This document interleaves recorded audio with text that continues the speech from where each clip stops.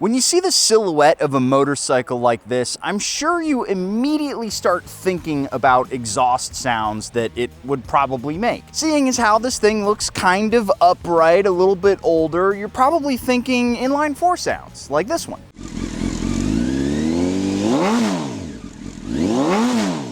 Or maybe you're a big brain and you've clocked that that's a V-twin, and you're probably thinking it might sound Italian, like this.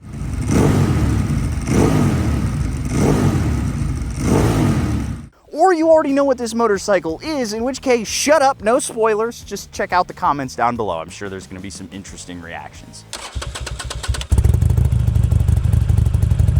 Bet you weren't expecting that, huh?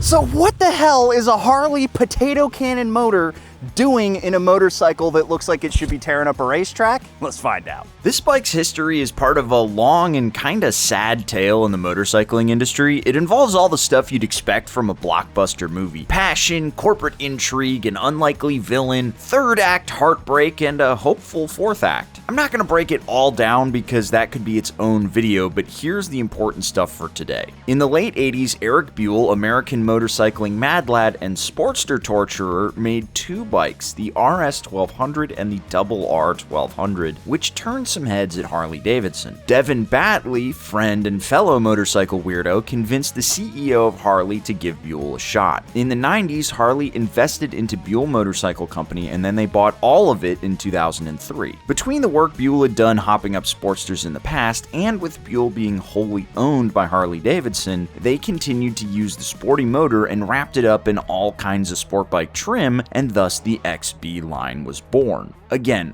there's a lot that we skipped over, but I needed to keep things moving. The bike we're looking at today is the XB12R Firebolt. I, for one, think we need to go back to the Wizard's spellbook when we're naming our motorcycles.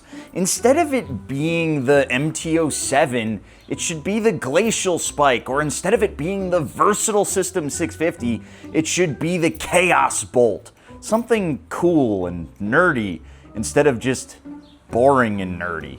This has a modified Evolution motor in it. It's still an air-cooled pushrod 1203cc lump, but with some hotter cams, oil cooling, and a few other tweaks, the Firebolt is putting out a claimed 103 horsepower and 84 foot-pounds of torque. It came with fully adjustable suspension, and for the first time probably ever, a Harley came in under 400 pounds dry. We'll call it 440 pounds fully fueled, but that's still over 110 pounds lighter than the Sportster. Thanks to a twin spar frame and a few other clever choices that we're going to talk about later, it was lauded for its handling and usability, but I'll be the judge of that. But for those of you who have a memory of what was going on in the mid-2000s, you probably understand where this story was going. Buell didn't survive the financial crisis, getting axed in October of 2009 and marking a diversion in the timelines.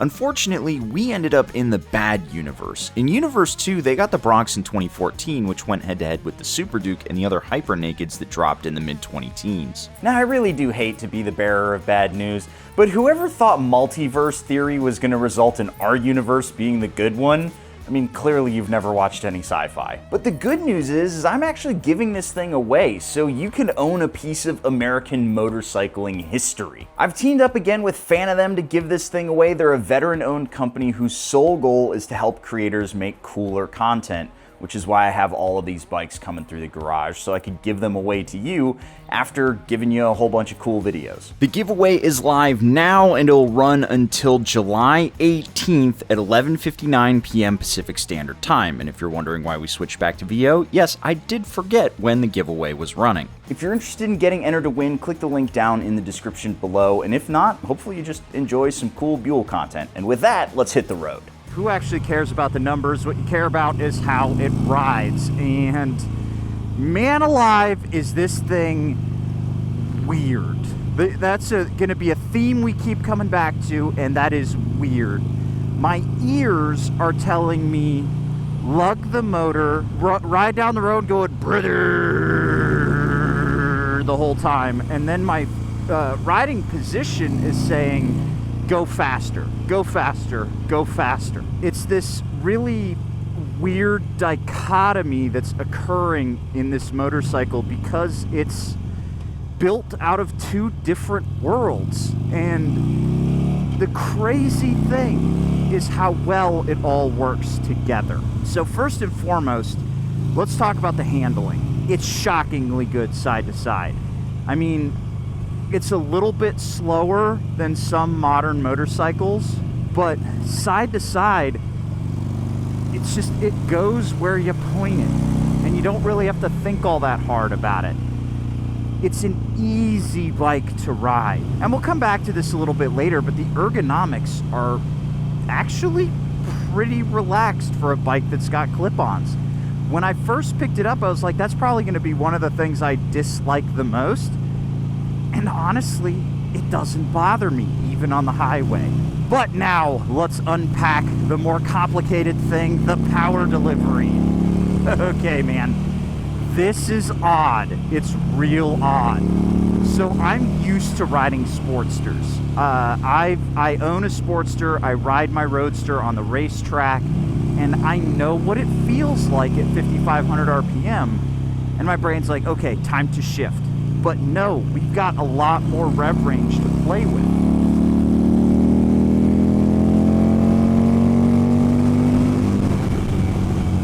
And don't get me wrong, the power does not come on quickly. It really doesn't. You could rev this thing to the moon, and you probably, when you look at the power relative to other bikes of this size, will be disappointed. But that's very quickly, you realize that's not how this bike is meant to be ridden. This bike is meant to be ridden really between 4 and 5,500 RPM, 4,000 to 5,500. If you keep it there, the amount of torque you get out of this motor is second to none. Yeah. Let's get after it a little bit. Again, it's this intoxicating kind of power where the torque just, it throws you back in the seat, and the bike's like, all right, let's fucking go. And you wouldn't expect that from the sound. And so again, it's weird. And because the bike doesn't rev all that fast, you actually spend a lot of time in the meat of the power. There's this good, wide, usable chunk of torque. And then let's talk about the brakes just briefly, because I know somebody's going to be like, well, that big old rotor, yeah, it's got some mass, but how's it going to stop? Really fucking good. In fact, it's a little low on gas. And so a weird quirk is the gas will go forward in the gas tank if you get too heavy on the brakes, and the fuel pump will suck air and it'll die. That's just an early indication that I need to go get some gas. So you just got to be a little bit quick on the starter. But it's this rich, characterful ride, and there's nothing else that I've ridden quite like this thing. But that means that there's some weird shit going on here. And we gotta pull over and talk about some of this stuff, because I'm sure some of y'all are aware of some of it, but there's so much in here that I've been learning, and I've just been like, why? Now, I mentioned it before, but it's worth bringing back up that some of the weird stuff on this motorcycle is actually really clever when you start to think about it. So first and foremost, one of the funny things about these Buells from this era is, you see how wide this frame is right here? That's because it's actually the gas tank. What that does is it actually takes the weight of the gasoline and brings it lower down on the motorcycle and centralizes the weight more to the middle of the bike, which is kind of important when you have just a giant lump of a motor right here. Another clever piece of engineering is the oil is actually contained within the swing arm right here.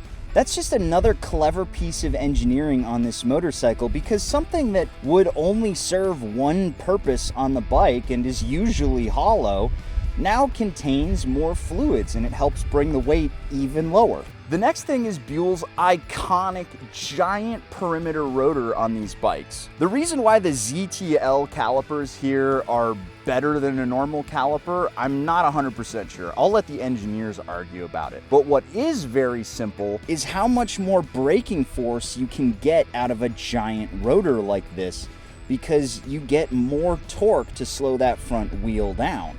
Now, there are some concerns with overheating on that because it's a lot of force to put into a single rotor, but I can tell you, having taken it on a racetrack, I haven't really experienced too much of that myself. Maybe I'm just too much of a pussy and I don't brake hard enough. But that gives me a good opportunity to hop into some of my favorite and least favorite things about this motorcycle. Let's start out with one that I wasn't really expecting to love, and that's actually the ergonomics. You heard me mention it while we were out on the road, but this thing is surprisingly amenable for a sport bike seating position. This was designed back when the industry understood that people who are riding sport bikes on the streets are not exactly trying to get their knee down around every corner, and so you can make some sacrifices for comfort.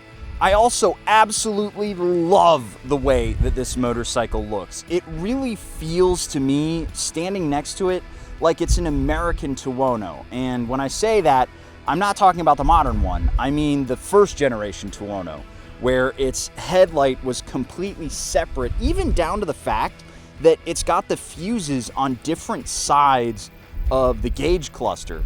It really feels like my old Tuono R Limited that I used to have. It's so cool to look down and see something that really feels like it was pulled directly off of an Italian bike. Another thing to love about these bikes is they're super low maintenance. Just change the oil and you're pretty much good to go. Because this thing is derived off of a Sportster motor, you have the hydraulic lifters in there, which means you'll never have to adjust the valves. It does it for you. But because this thing is derived off of a Sportster motor, there's a couple of problems that come with that. First and foremost, the power, like we talked about on the street. This thing was never designed to make a lot of power. Sure, this thing has 100 horse under the hood, but it takes a long time to get there. Another thing, this is air and oil cooled. Now, Sportster motors, the Evo is very good at regulating its temperature.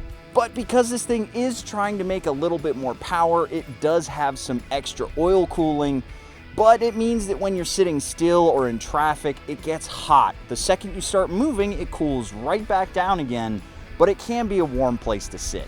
The last thing is this has a truly monstrous amount of vibration at idle. I think you guys may be underestimating how much a bike like this actually vibrates, so just check this out. This is a hot idle.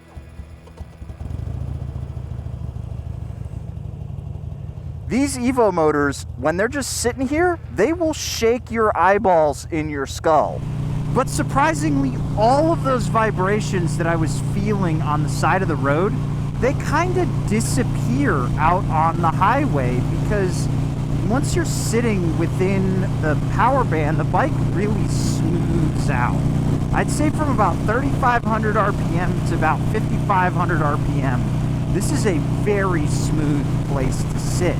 And yeah, it only has 5 gears in the box, but just the way it's geared is really nice and tall. Even in 5th gear, I have good roll-on power. Again, not instant, but really usable in a real-world scenario. That's one of the bizarre things of having so much cruiser DNA built into your sport bike, is it actually has a really streetable motor.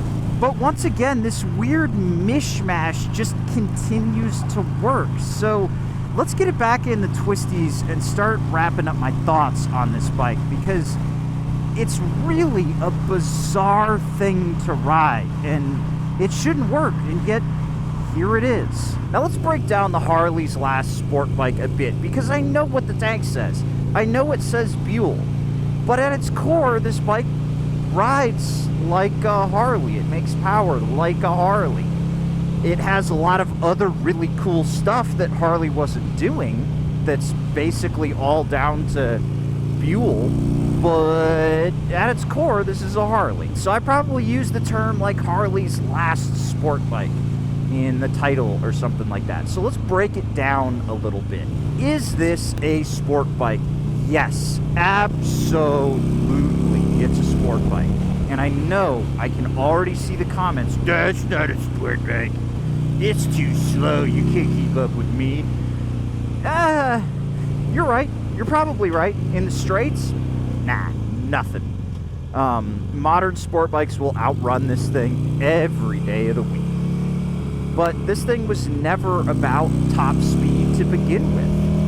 What it provides you is excellent corner exit and excellent handling, which means that sure, you may be faster in the straights, but I am absolutely as fast, if not faster, through and out of a corner than you are. Sport bike riders would underestimate the Firebolt at their own cost, because I actually have an entire video coming out where I took this thing to COTA, and not to spoil it, but this thing performed way better than it had any right to.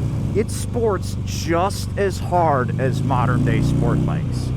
It just doesn't necessarily have the go juice of a modern sport bike. And you know, if I'm being honest, I actually kind of appreciate how this bike just happens to be a little bit more chill. It makes it more pleasant to ride when you're just consistently stuck behind a fire truck for some reason out here on this twisty road. Dude, what are you doing? And as far as this being the last Harley sport bike, I mean, I think not only is it the last Harley sport bike, but it's the last American sport bike. At least the last mass-produced one, because sure, Buell has the Hammerhead, but that's a very small batch motorcycle, and it's very expensive. They're not nearly as accessible as they used to be. And sure, there was the FTR, but that was more of like a naked bike. I mean, it really wasn't a naked bike either. It was this weird, like, muscle bike thing. It wasn't really a sport bike. This is a sport bike, and it was the last mass-produced sport bike, and it crushes it, man. Even almost 20 years later, this thing is absolutely a riot to ride. This is one, when I give it away, where I'm really gonna miss it. I'm really gonna miss it. This is basically what happens when an American company builds an Italian sport bike. Because this is just a Tuono. It's an American Tuono with clip-ons. And if you want to get entered to win it, click that link down in the description below. You've got a little over a month to get yourself signed up to win, and then this is going to one of you. Big shout out to Fan of Them for supporting me with all of these giveaways. I'm super excited to show you the COTA track day on it, and then we're going to get some of Whitney's takes. So stay tuned for more stuff on the Buell, and I'll catch you guys later.